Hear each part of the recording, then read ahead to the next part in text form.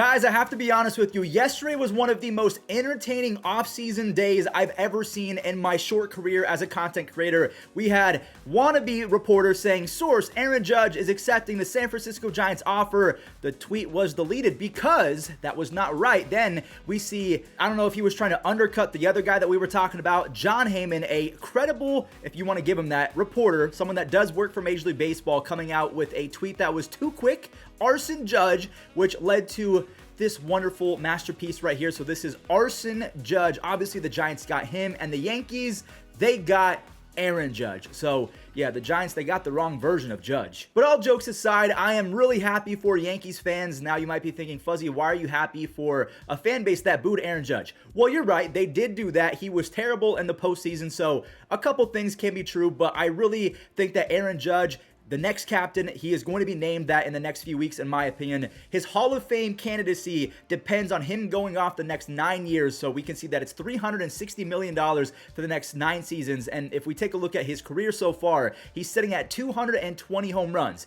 If he averages 31 home runs a season up until the end of this contract, he will be at 500 home runs. And in my opinion, I feel like he's going to average 40 for the next few years, because when he plays more than 120 games, I mean, he's guaranteed 30 home runs. I mean, the last 2 seasons, he had 39 and 62. So that pace of hitting 31 home runs a season, I feel like that is going to quicken up pretty soon. But yeah, he bet on himself. He turned down $400 million. The reports are saying that he turned down $400 million from the Padres. That would have been over 10 years. But basically, he had a phone call with Hal Steinbrenner. He said, I need that 9th year. I need 360 for 9 years. You guys gypped me before the season. I'm betting on myself. I won. And now I'm going to milk this until you guys pay me for what I'm worth. And I'm worth this. Hal said, done. Welcome back. One thing I forgot to mention, yes, this is the 3rd largest deal in big league history for a positional player, but at $40 million, he's technically the richest positional player of all time. Now, I don't really say this too often, but this is definitely a video that you need to watch all the way until the end, because we have close to 10 players going to new teams. So first and foremost, Cody Bellinger. This is straight from the Twilight Zone. I cannot believe that I'm saying Cody Bellinger is not a Dodger. So after 6 seasons, Bellinger is moving on to the Chicago Cubs for $17.5 million, which is a lot for the left-handed version of Miles Straw, but he won the Rookie of the Year in 2017. He was the MVP in 2019, a 2-time All-Star, a Gold Glove winner, a World Series champion. I am praying that Cody Bellinger pops off for 25 home runs, 30 doubles, plays platinum defense in center field. I believe that Ian Happ is going to be moving to left field, or maybe it's going to be right field. I don't know exactly how the roster is going to work, but Ian Happ, he's happy that Bellinger is on the team. And for me, again, fingers are crossed. I want Cody Bellinger to be MVP Belly all over again.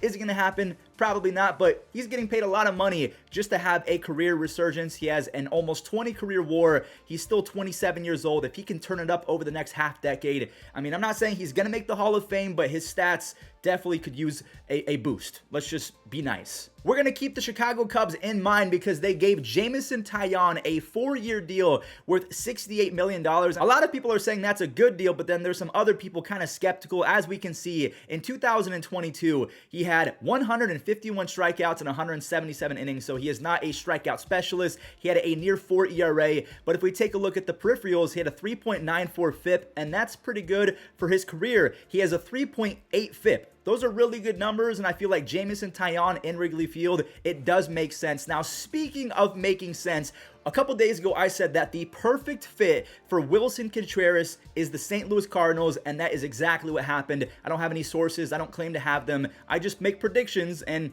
that's it. 5 years, $87.5 million. I already did the math. That is $17.5 million. So Cody Bellinger is getting paid the same amount in 2023 as Willson Contreras. That kind of blew my mind, but again, Willson is getting guaranteed dollars. Cody is betting on himself. Willson, over the last few seasons, has been one of the best catchers in baseball. In 2022, he had a 3.9 WAR and only 416 at-bats. That's really good. He had a near 130 OPS plus with 22 home runs. He even threw in 4 stolen bases. I mean, he's not the fastest catcher in the world, but Willson Contreras, honestly, he is an athlete first, and then he's a catcher. I mean, if we go down to his fielding, we can see that he's played left field, DH, right field, first base. He's got third base in there. I mean, this guy he's a Swiss Army knife. I love Willson Contreras on the Cardinals. The only thing is they lost one of their starting pitchers, and we'll talk about that in just a second. Because before we do that, yes, the Giants got Arson Judge. They missed out on Aaron Judge, but they do get a solid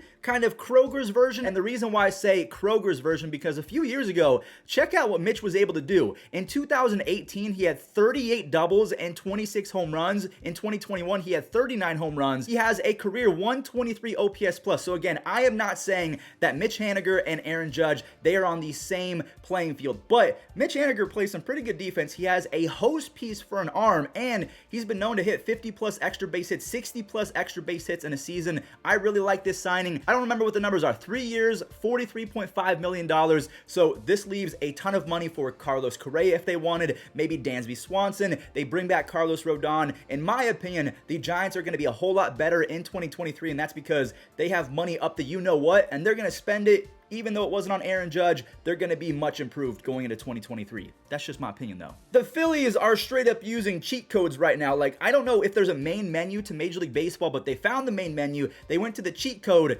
area, and they entered in some button combination to unlock unlimited money. Like, this is a straight up GTA 5 money glitch right here. I mean, I'm happy for Taijuan Walker, but 4 years, $71 million for a guy who, I mean, he was decent in 2022. He had a 3.49 ERA, a 3.65 FIP. So, okay, those are good numbers, but the strikeouts were down. But along with that, the home runs per 9 and the walks, they both went down as well. So he was a little bit more accurate. He wasn't giving up the long ball as often. I'm going to go ahead and lean towards they overpaid for Taijuan Walker, but for a dude that has a career 3.89 ERA, that's cool. But a 4.19 FIP, that's where I start to get a little bit trepidatious. He's about to be 30 years old. So if you're a Phillies fan, are you cool with Taijuan being a 4 or 5 starter? Because if we think about it, you have Aaron Nola, you have Zach Wheeler, Ranger Suarez, Taijuan Walker. I mean, you just signed Trey Turner.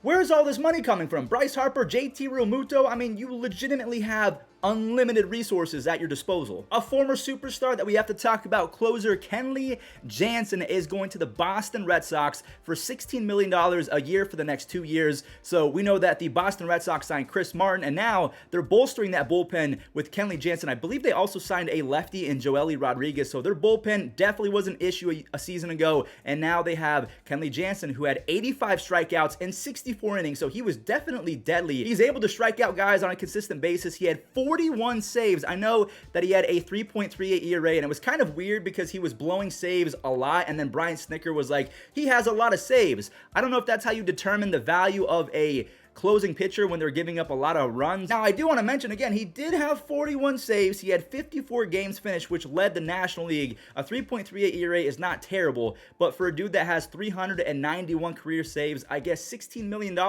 you're going to take that risk every single time, especially when his strikeouts were up from 2021. We're not done yet. I told you guys that the Cardinals lost one of their starters, and I don't know if this is necessarily a big time loss, because I'll keep it real with you guys. I could not believe my eyes that Jose Quintana finished the season strong, because I thought he was going to fall off. I thought Father Time is just, he can't find Jose Quintana, because Jose over the last few seasons, I'm happy that he got 2 years, $26 million from the Mets. But the few years prior, if we go back to 2017 to 2021, Jose Quintana in 129 games, 106 of those started, he had a 4.51 ERA and a 4.02 FIP. So the FIP actually wasn't the worst. So maybe that was an indicator that he was just getting unlucky. He was playing with bad teams, with bad defenses. So Jose Quintana going to a fantastic team in the Mets. We know that they have Gold Glovers everywhere with Jeff McNeil, Francisco Lindor, Luis Guillorme. They have Brandon Nimmo if he goes back. So in my opinion, yeah, the ERA is probably going to come down a little bit. And I just realized he had a 2.01 ERA in 12 starts